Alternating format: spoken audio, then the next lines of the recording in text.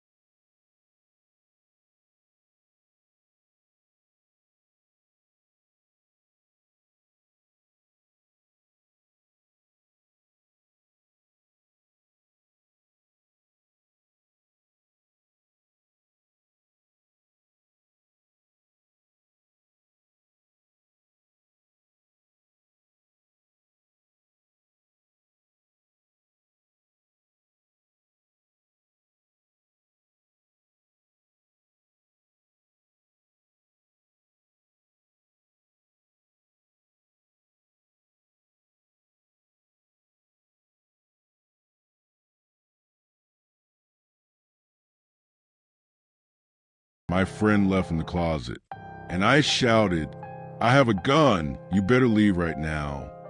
Silence. Then something that still messes with my head.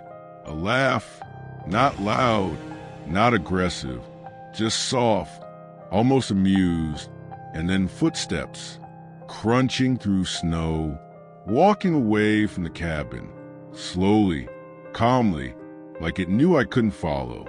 I waited until sunrise before checking outside, and when I opened that front door, my blood ran cold. There were footprints in the snow, leading up to the porch, dragging marks across the wood, and then the footprints circled the entire cabin, every window, every wall, like something had walked around it, studying me. But here's the part that didn't make sense. The footprints stopped right in the middle of the yard. No return tracks, no second trail, just stopped like whoever made them vanished. I should have left that morning, packed up, driven back toward Anchorage, or even back down past Fairbanks. But pride is dangerous, and I told myself it was probably some local messing around. Maybe hunters, maybe someone trying to scare outsiders. Yeah, that's what I told myself, until night 2, when the knocking didn't come from the front door. It came from inside the cabin, right above my bedroom ceiling. 3 slow knocks, directly over my head, and I was absolutely alone. Or at least, that's what I thought. If you think this is where it gets crazy, it doesn't, not yet, because what I found in the attic the next morning, and what was waiting for me on the 3rd night, made the knocking feel like a warning, and I ignored it. The knocking above my bedroom ceiling wasn't loud. It wasn't violent.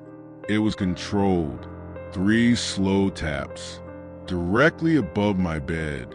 Knock, knock, knock, and then silence. I didn't move for almost a full minute.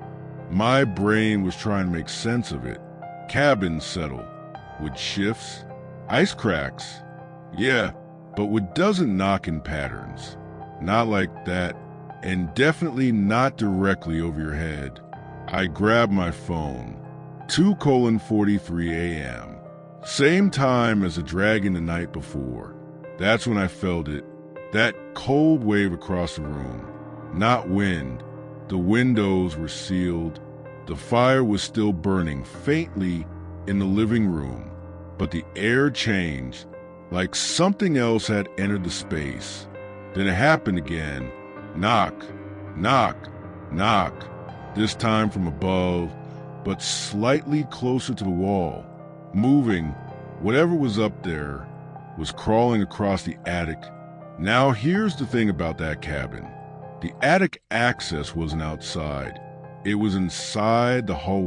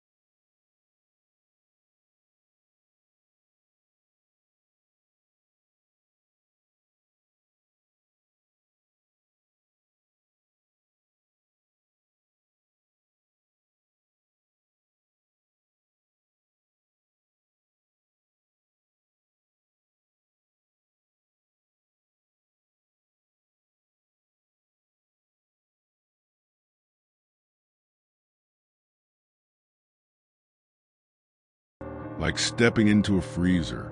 I grabbed a flashlight, climbed the ladder slowly, and shined the beam across the attic floor.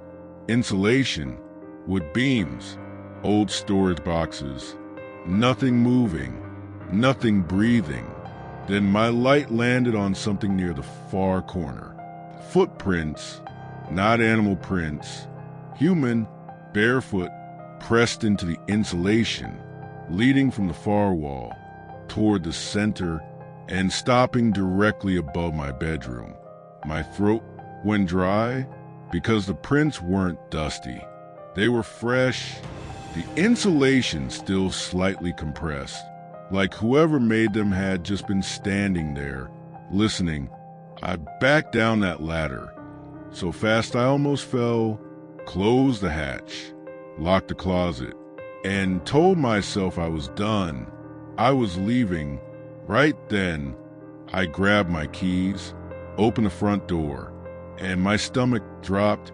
My truck wouldn't start, battery dead, completely dead, no lights, no ignition sound, nothing. And here's what made it worse. The hood was slightly open, just a crack. I know for a fact I didn't leave it like that. Snow had collected around the edges, meaning it had been opened overnight. Someone had touched it while I was inside. No signal, no car, miles of snow in every direction, and something in my attic the night before. That's when isolation hits different.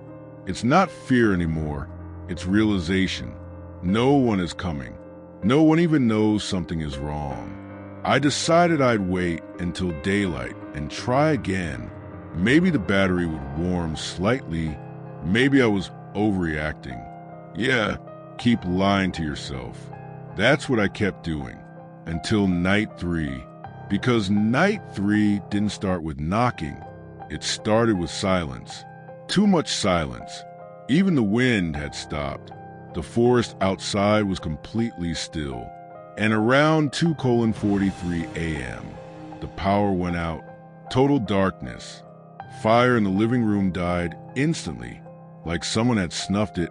The cabin dropped into freezing black silence. I reached for my phone flashlight, but it wouldn't turn on. Screen frozen. Battery still at 60%, but unresponsive. That's when I heard it. A slow creak. From the hallway. Not above me, not outside, inside, the floorboards outside my bedroom door. Creak, pause, creak, pause, measured footsteps, walking slowly toward my room. I held my breath because I knew something impossible was happening. I was alone in that cabin. I checked every inch, the attic, the closets, the bathroom, everything. But those footsteps kept coming, closer, closer, until they stopped right outside my bedroom door. The handle slowly turned, just slightly, testing, then 3 knocks on my bedroom door. Knock, knock, knock, same rhythm, same spacing. My entire body locked up. I couldn't move, couldn't speak. Then from the other side of the door, a whisper, soft, calm, "You're not alone anymore." I felt tears building in my eyes because the voice wasn't angry. It wasn't threatening. It sounded relieved, like it had been waiting. For me, the door handle stopped moving. Footsteps retreated down the hallway. But I didn't hear a front door open. Didn't hear snow crunch. Nothing, just silence again. Morning finally came. And I didn't waste a second. I packed everything, left the cabin, and started walking toward the main road. Miles through snow, didn't look back once, didn't care about the truck, didn't care about my gear. Just walked and walked until I reached a plowed highway and flagged down a passing driver. Weeks later, my friend returned to the cabin, and he called me, laughing at first, saying I overreacted, until he checked the attic, because in the insulation there were fresh barefoot prints leading from the hatch to the far wall, and scratched into one of the beams were 3 simple words: "Still here?" If you're ever home alone in Alaska and you hear 3 knocks, don't answer, don't investigate, And whatever you do, don't check the attic, because sometimes isolation isn't empty, it's occupied. And if you're alone right now, listen closely. If you hear 3 knocks tonight, you'll know you were never really alone.